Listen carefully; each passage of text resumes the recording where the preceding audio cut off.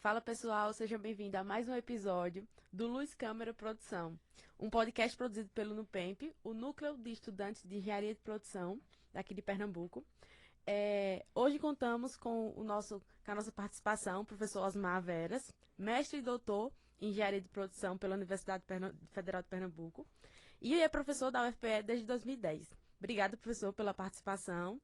E a sua experiência em chão de fábrica enriquece nossas aulas, e por isso a gente chamou ele para conversar um pouco sobre a experiência dele e toda a vivência na sala de aula.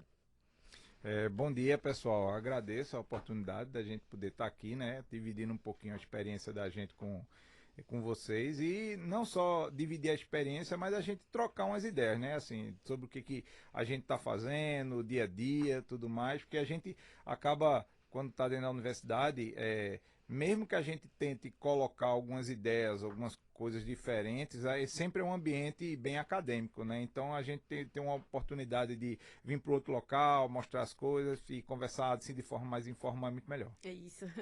E para começar, o senhor poderia nos contar um pouco da sua trajetória e como se tornou engenheiro de produção, como é ser engenheiro de produção na prática? Certo, vamos lá. Então a história é meio complicada, né? Longa, vamos lá, né? Longa. Eu estava ontem fazendo as contas, dizendo que ano que vem eu completo 30 anos de formado, né? Caramba! 30 anos que eu tô formado. Isso aí faz. A gente começa a passar um filme na cabeça da gente sobre tudo que aconteceu, né? Eu sou da época que engenharia de produção não existia, né? Uhum. Eu me formei e engenharia de produção ainda não era um curso oficialmente, né, oferecido pela Universidade Federal de Pernambuco. Existia sim uma pós-graduação em engenharia de produção que era vinculada exatamente ao departamento e o curso que eu fazia, que era o curso de engenharia mecânica. Aí o que acontecia? Na verdade, o engenheiro de produção era um engenheiro que da vez, ou seja, você tinha uma indústria que precisava de um engenheiro para desenvolver certas atividades, e aí o que mais se assemelhava à atividade que você estivesse desenvolvendo, ela utilizava uma habilitação de engenharia, como no meu caso, né, quando eu comecei a trabalhar, a engenharia de produção entrou para mim de uma maneira até um tanto quanto engraçada. Por quê? Eu fiz engenharia mecânica na universidade e o primeiro estágio que eu fiz foi numa empresa que era de um professor da universidade, uma empresa de engenharia que até hoje existe, né? É, ele era professor de uma disciplina de máquinas térmicas e aí apareceu uma oportunidade e eu comecei trabalhando lá. Com 6 meses apareceu uma seleção para um estágio, que hoje em dia é muito comum, que é um estágio trainee, na verdade, você na verdade entra para aprender e nesse contexto você vai sendo selecionado. Então a empresa era Souza Cruz e eu iniciei o processo de seleção. Por sinal, foi uma situação bem complicada, porque eu estava terminando o sétimo e você precisava ter o oitavo período, estava cursando o oitavo período. Quando eu entreguei o meu currículo lá no processo seletivo, o recrutador olhou para minha cara, olhou assim: Você tem certeza que você quer entregar? Eu disse: Tenho. Aí ele olhou: Não, você tem certeza? Tenho. Por quê? Não, porque todo mundo aqui é do oitavo em diante, você ainda está terminando o sétimo. Eu digo: eu não posso entregar? Ele: Não, pode. Então está aqui. E aí foi feito o processo de seleção, né? Foram 125 candidatos para tirar 5 vagas. Aí e eu fui selecionado. Então a primeira coisa que eu vou dizer a vocês é persistência. Saber o que quer. Se você quer participar daquele processo, não é os requisitos, muitas vezes, eles são o mínimo necessário para que você possa fazer aquela, vamos dizer, concorrer àquela vaga. Mas você tem que saber que pode fazer. Então você acredita e vai. Então eu fui, né? E aí participei do processo seletivo, comecei o estágio na Souza Cruz como engenheiro mecânico. E aí, nesse estágio, você passava a cada 3, 4 meses, você passava lotado numa área. Então eu passei na área de qualidade, na área de produção, e você era avaliado naquelas áreas. Hoje em dia a gente não tem muito estágio com essa característica, não, a não ser que o estágio seja muito de longo prazo, né? Mas, via de regra, foi uma oportunidade muito positiva, porque aí eu conheci a área de compras, eu conheci a área de logística, eu conheci a área de qualidade, eu conheci até a área de finanças, eu acabei conhecendo. Conheci a área de produção e a gente recebia uma pontuação. Então, por que eu estou contando essa história para chegar na engenharia de produção? Você recebia uma pontuação. Quando terminou esse processo, dos 5, só 3 estavam concluindo esse processo, porque 2 foram desligados ao longo do período, porque disseram que não se adaptaram. E desses 3, a gente, na verdade, os 3 iriam ser contratados, mas só que ao final desse processo, uma das vagas caiu e ficaram só 2 vagas para serem contratadas. E aí foi quando o gerente da planta, ele nos chamou, né?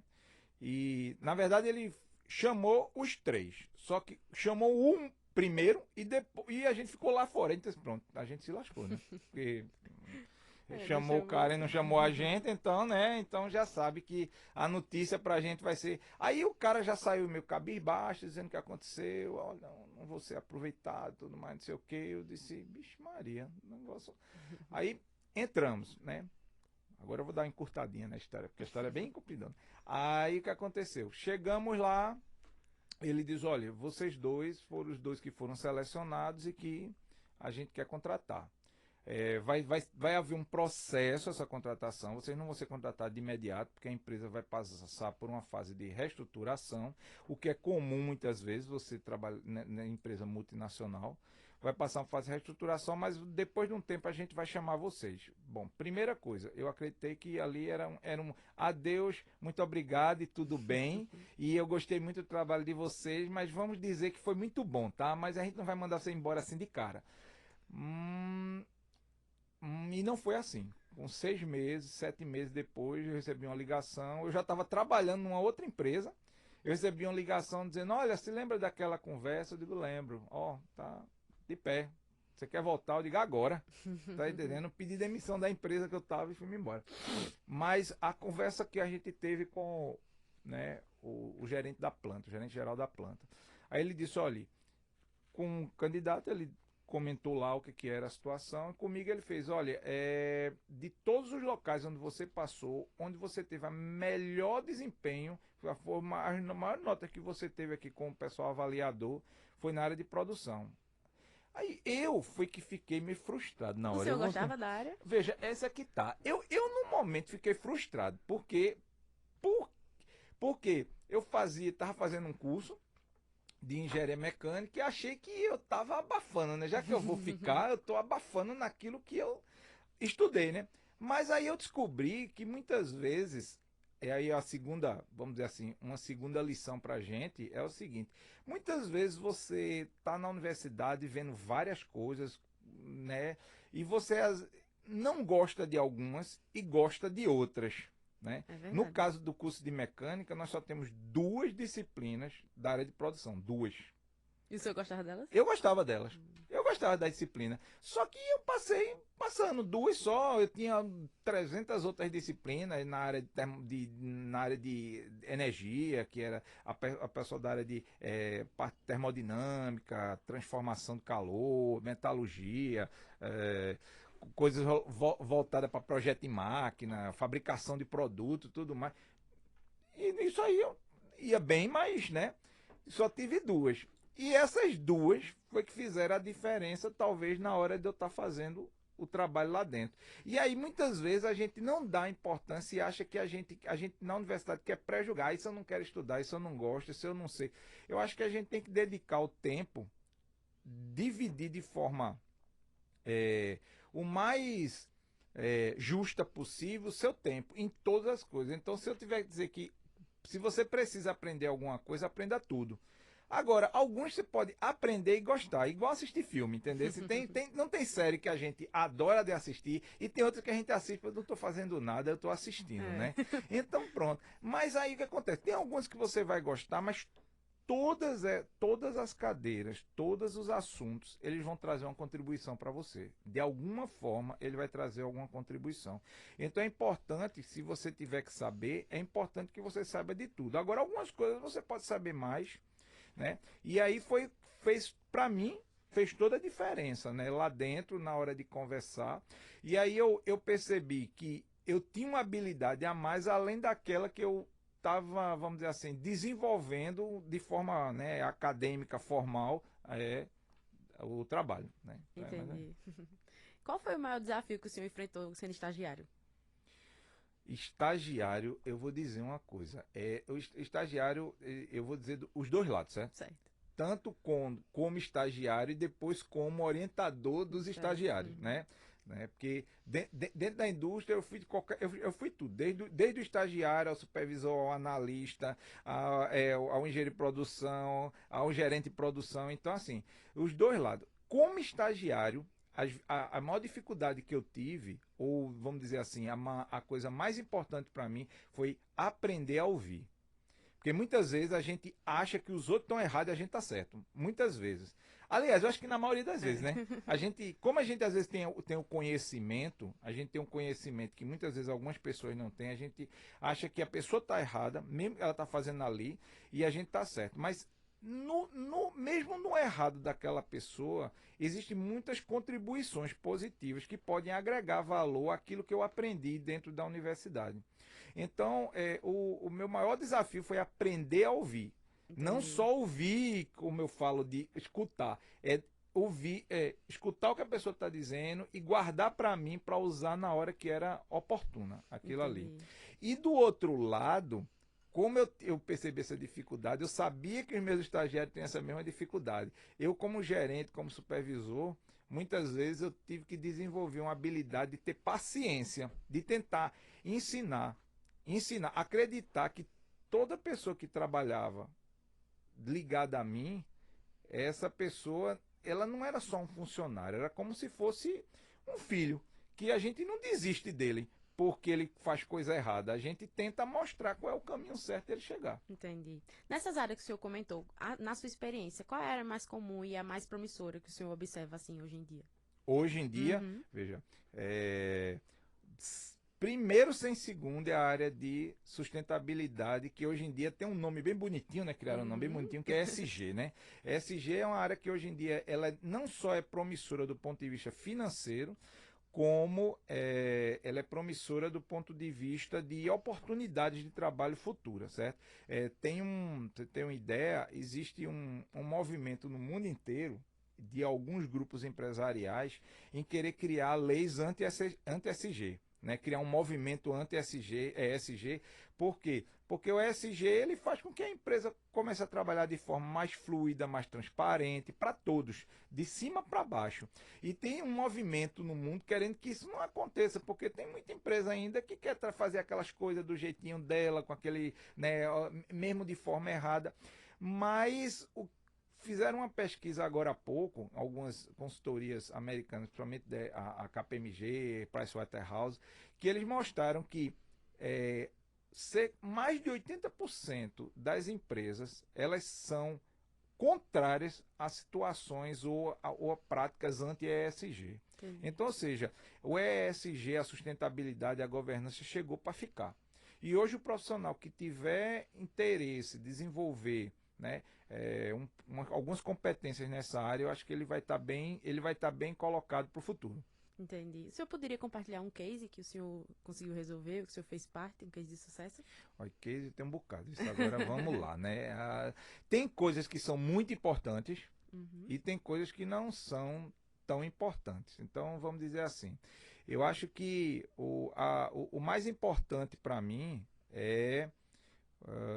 foi um projeto que a gente teve que trabalhar. Esse é um projeto trágico, né? Assim, foi um momento muito difícil do Brasil, que depois do Plano Real foi uma retomada, né? Eita, Plano Real, por isso eu falando 30 anos de formado, né? Então, depois do Plano Real, a indústria deu uma acelerada, né? Muito grande.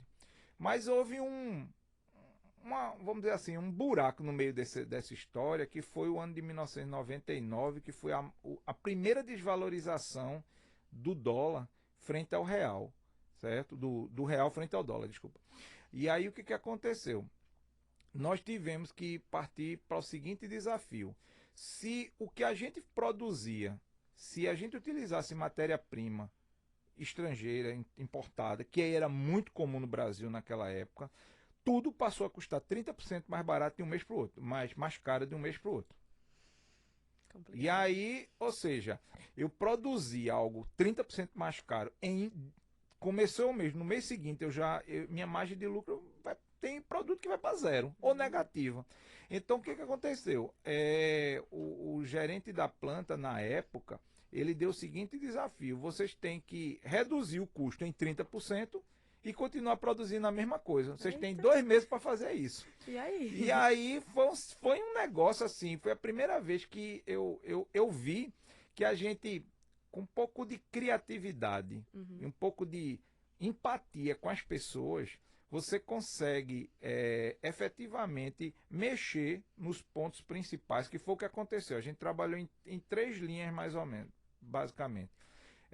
A primeira linha foi de redução de mão de obra, essa não tem jeito. A gente você vai ver que uma das piores atividades do engenheiro de produção é o momento em que você tem que desligar as pessoas da sua equipe. Porque por mais ruim que seja a pessoa, por mais incompetente, por mais ineficiente que seja, você cria algum tipo de vínculo emocional com aquela pessoa. Então, Entendi.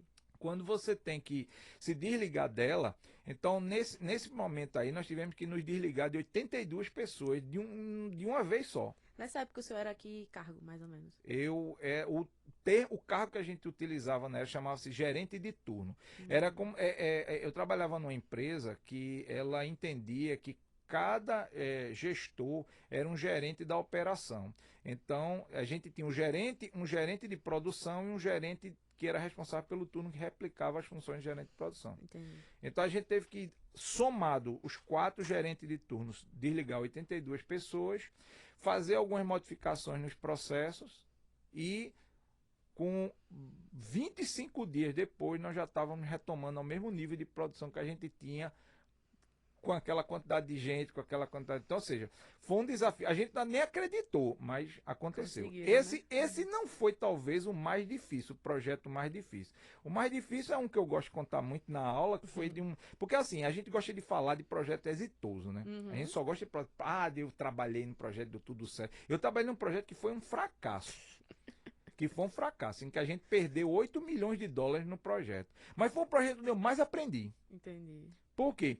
Porque a gente construiu uma fábrica do lado da fábrica onde a gente trabalhava. Esse era o projeto. Um novo produto e uma fábrica inteiramente nova para um novo produto. O orçamento, 8 milhões de dólares. A gente executou dentro do prazo, né? Éramos 15 pessoas, 15 engenheiros executando aquele projeto, fora o pessoal de marketing, desenvolvimento de produto, compras, todo mundo, mas de engenharia éramos 15, né? Entre engenheiro de processo, engenheiro de projeto.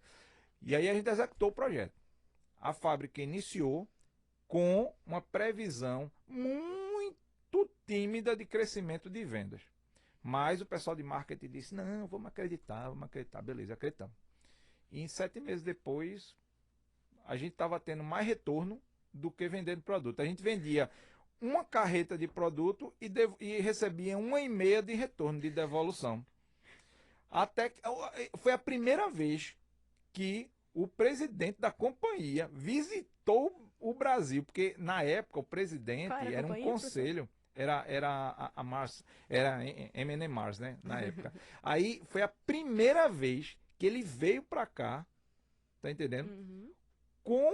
Pedindo uma reunião com toda a equipe de trabalho. E a gente, né, a reunião foi tão tensa, que até a cadeira dele quebrou no meio da reunião. E aí a pergunta que ele fez pra gente, ele começou a reunião, a gente começou apresentando uns PowerPoint, eles, pare, eu não quero escutar, eu não quero ver PowerPoint não. Eu já sei os números, já sei tudo. Eu só quero fazer uma pergunta para vocês. Que foi? Por que vocês não pararam essa fábrica ainda? E a equipe era de quantos engenheiros? Não, a equipe foram 15 que estavam rodando. Ao todo, a fábrica, a gente devia ter umas 70 pessoas trabalhando naquele processo todinho. Aí a pergunta é, por que vocês não pararam essa fábrica ainda? Aí a gente olhou um para a cara do outro e ele disse, e por que vocês ainda estão parados aqui dentro dessa sala que não desligam essas máquinas ainda? Eu estou perguntando o que é que está faltando para vocês fazerem isso. Aí foi um corre-corre, uma agonia, não sei o que. Mas ao final, ele disse o seguinte, ele deu uma oportunidade para que a gente recuperasse todo aquele dinheiro que foi investido e fora o que está gasto. Ele disse, olha, eu poderia demitir todo mundo, só que aí eu não dou a oportunidade de vocês corrigirem o erro que vocês cometeram. Então eu quero, aí deu 2 anos, né, ainda foi muito generoso, né? Ainda deu 24 meses para que a gente recuperasse o investimento. Então, assim, para mim, eu acho que o maior desafio foi esse. Aprender assim, com o erro que aprender cometeu. a consertar os nossos erros, porque só para a gente dar um fechamento nesse primeiro momento aqui, é dizer o seguinte, o engenheiro ele é um cara que dentro de uma empresa, ele é aquele cara polivalente. Toda vez que alguém não consegue fazer alguma coisa, chama o engenheiro. Não, você chama o engenheiro. Você o quê? Eu já cheguei a escutar dentro dos 10 anos que eu trabalhei na indústria, rapaz, tu é engenheiro, não sabe resolver isso? Eu digo, eu sou obrigado a saber resolver tudo. Não, mas e os outros não sabem resolver? Por que tu não pergunta o outro cara ali que não tem nada a ver? Não, mas a gente é visto como, né, o cara que entende tudo, de batido de asa de morcego até, tá entendendo, construção de asa de avião, É entendeu? O verdade. cara é o E cara, é vocês o cara. conseguiram reverter esse dinheiro? Conseguimos reverter. Durou um pouquinho mais do que os 24 meses, mas conseguiu reaver o dinheiro, mostrou, né? Ele não demitiu ninguém, tá E a entendendo? fábrica fechou mesmo, essa que vocês Aquela abriram. foi desativada. Ela foi totalmente desativada. Ela só rodou. Acho que depois que ele falou aquilo ali, por mais 4 horas. Foi o tempo de desligar e limpar a fábrica todinha. O problema, sabe qual foi? É o seguinte, nós tudo bem, nós que éramos gestores da empresa, o que aconteceu? A gente sabia o que fazer no dia seguinte. Agora ele ficou pensando, o que a gente faz com os empregados? Com os colaboradores, com o pessoal terceirizado, com os contratos de manutenção. O que a gente faz? Porque não é simplesmente apertar um botão e É, desligar, não.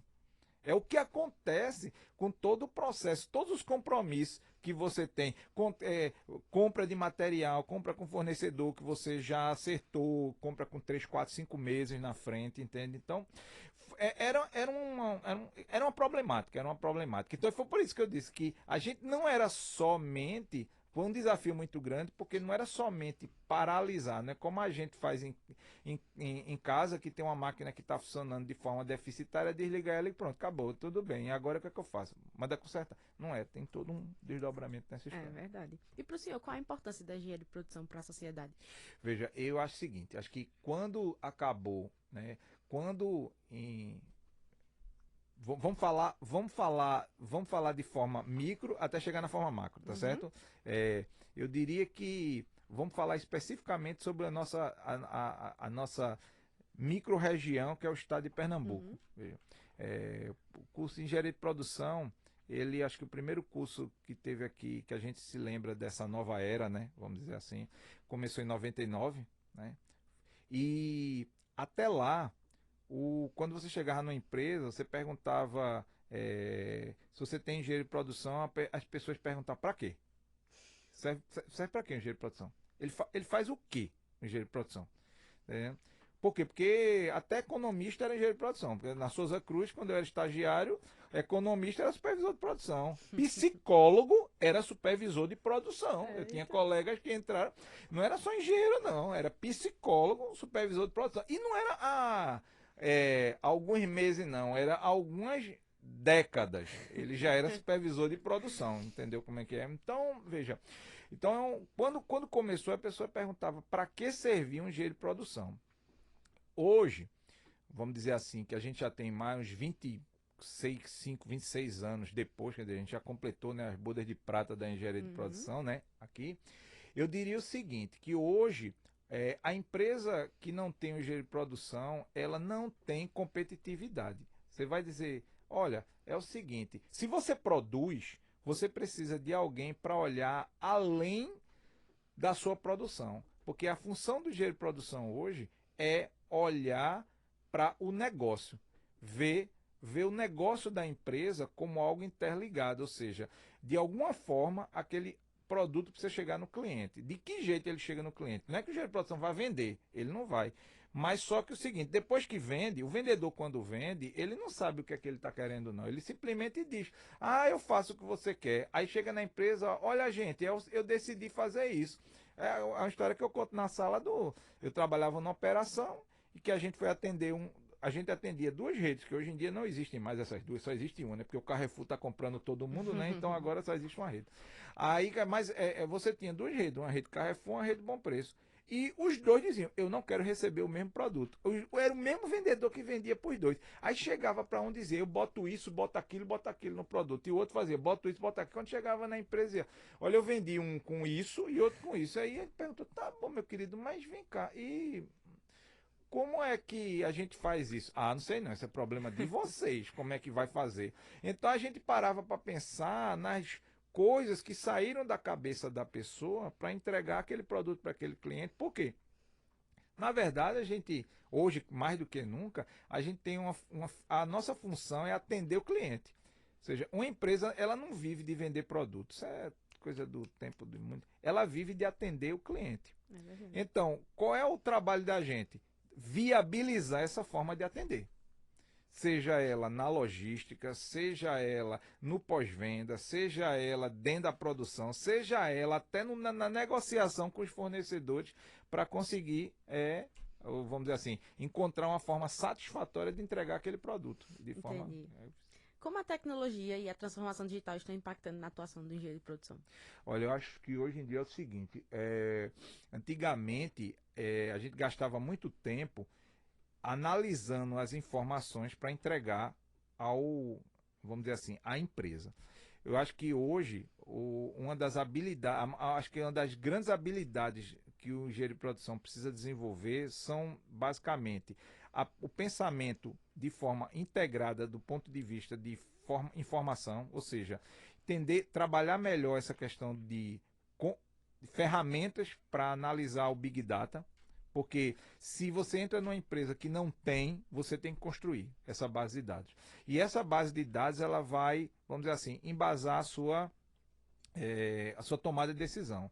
Muitas vezes você vai ver o gestor da empresa dizendo que quer ir numa direção, mas você tem que saber dizer que aquilo ali não vai chegar a canto nenhum, entende? Entendi. Porque ele vai com ideias mirabolantes. Eu vou dar um exemplo para você.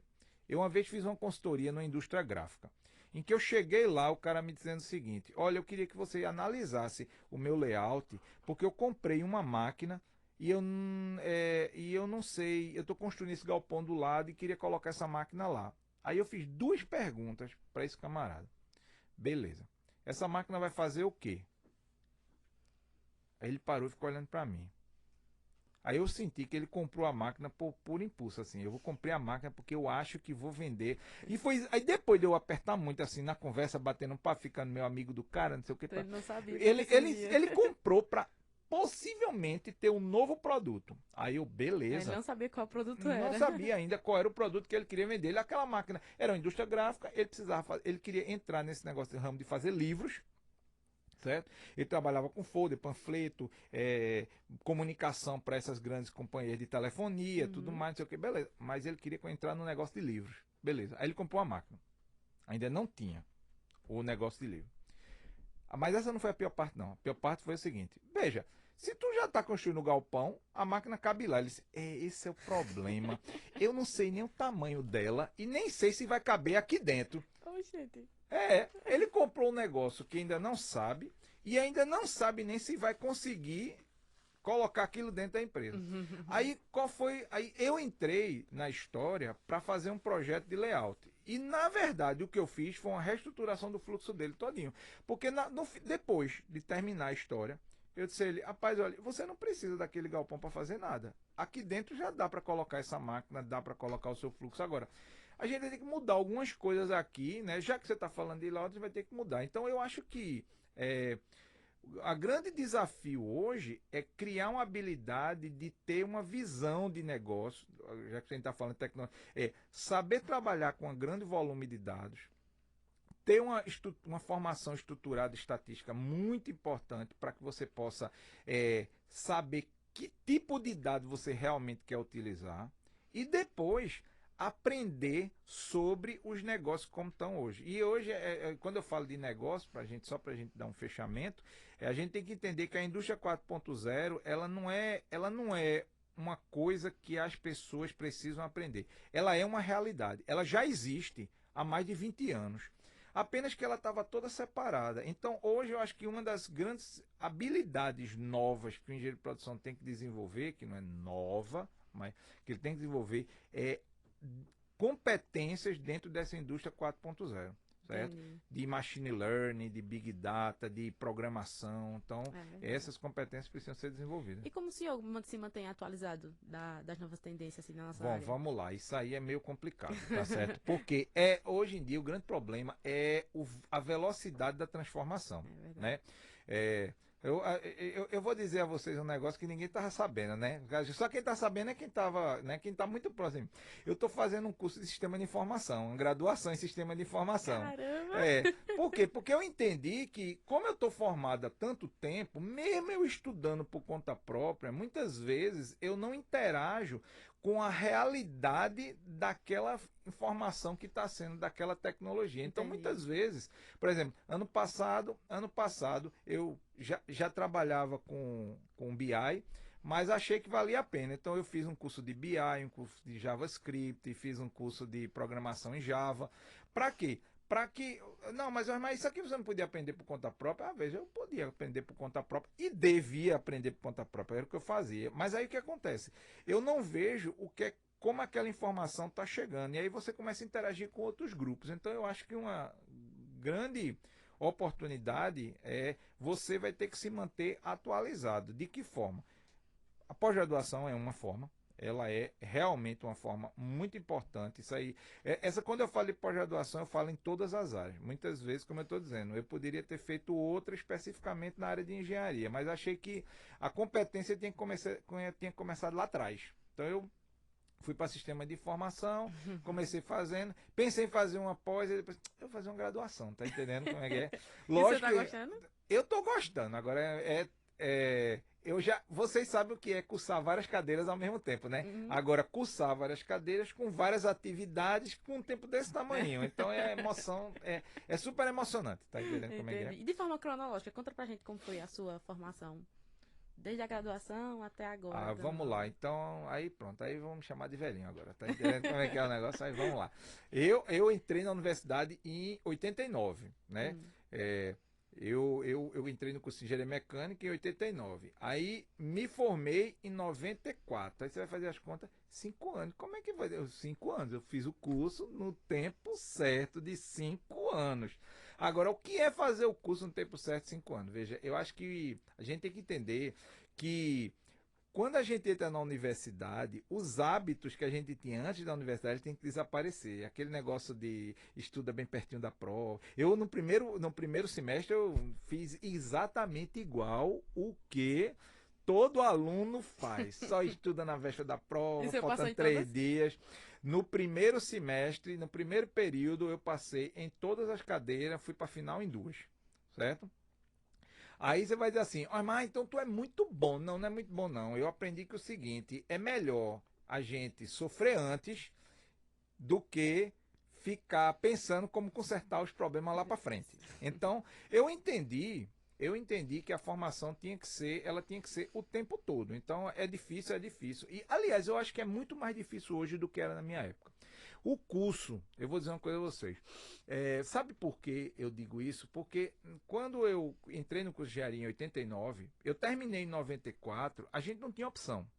Se a gente não fizesse engenharia, a engenharia ela estava disponível em 3 faculdades, praticamente aqui. Então, o que acontecia? A gente achava, às vezes, assim, ou eu faço ou então eu mudo de curso para fazer outra coisa, entende? Entendi.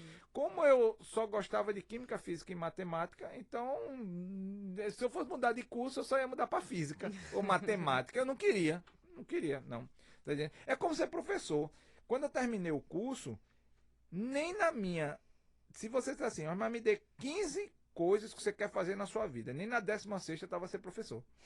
Tá vendo? Oxente. Eu nunca quis ser professor na minha vida, nunca quis ser professor. Agora eu vou explicar onde foi que o ser professor chegou, entrou na minha vida.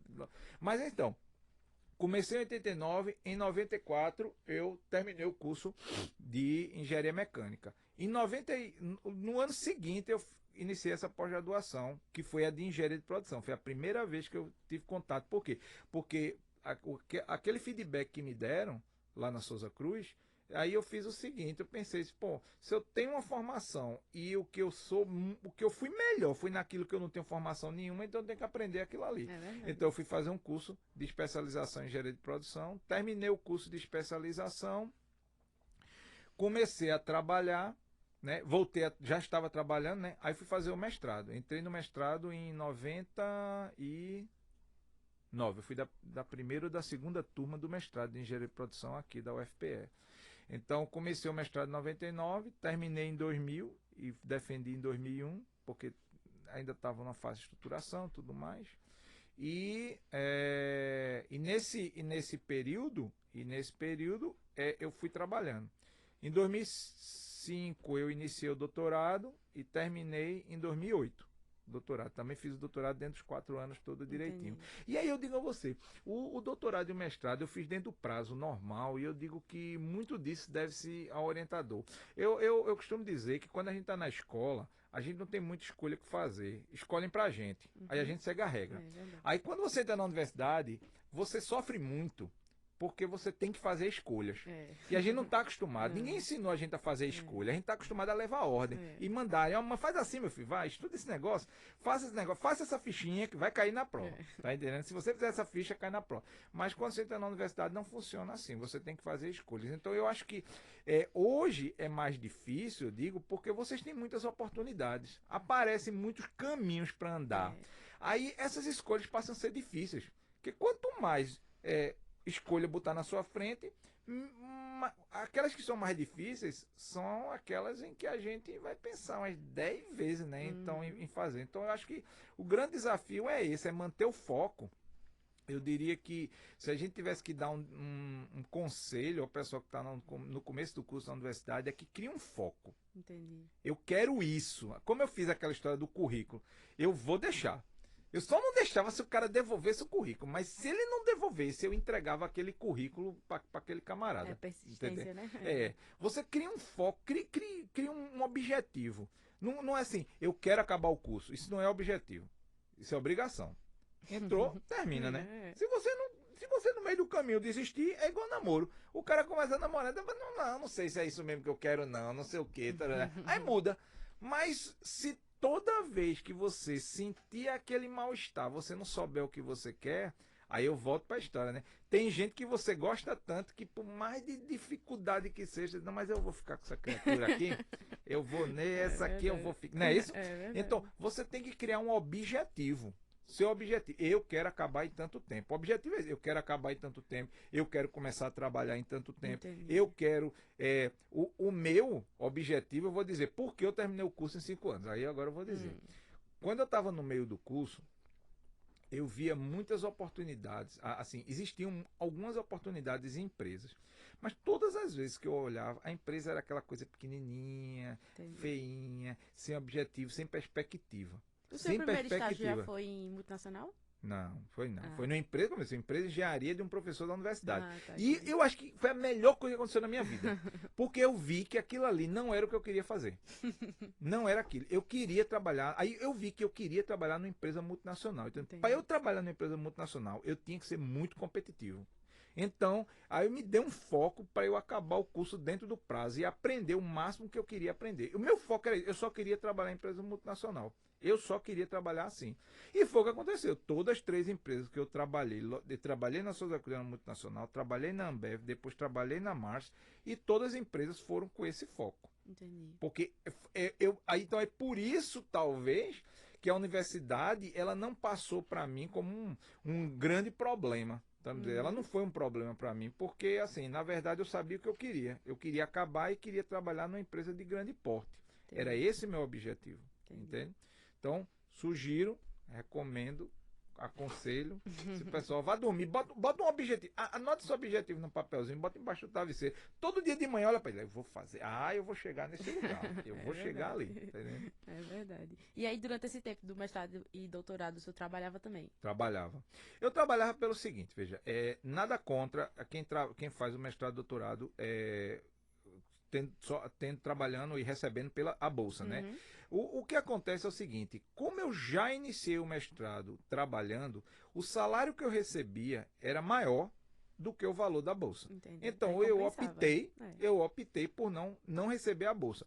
Mas para não receber a bolsa e continuar trabalhando, eu tive que fazer vários acordos. Aquela história do eu sei o que eu quero. Entendi. Então eu falei com o meu chefe, eu conversei com os professores do mestrado, eu colocava, então, as tarefas que eu tinha que cumprir, eu não postergava elas, tem que cumprir, eu cumpria logo, de imediato, para poder conseguir concluir aquela atividade. Então, tanto no mestrado como no doutorado, eu fiz trabalhando. Agora, eu vou dizer a você, exige uma disciplina fora de série. Hoje em dia a gente tem a vantagem de ter o mestrado profissionalizante, que permite que isso aconteça, e possivelmente a gente daqui a um tempo também vai ter um doutorado profissionalizante. Então isso vai facilitar muito esse processo, entendeu? É verdade. Entendeu? Então é isso, pessoal. Professor, em nome do Nupemp, agradecemos sua presença aqui. Foi muito bom saber um pouco da experiência, mostrar para nossos telespectadores que nos assistem um pouco da sua história, de toda a sua vivência na indústria, que traz para nós em sala de aula a prática.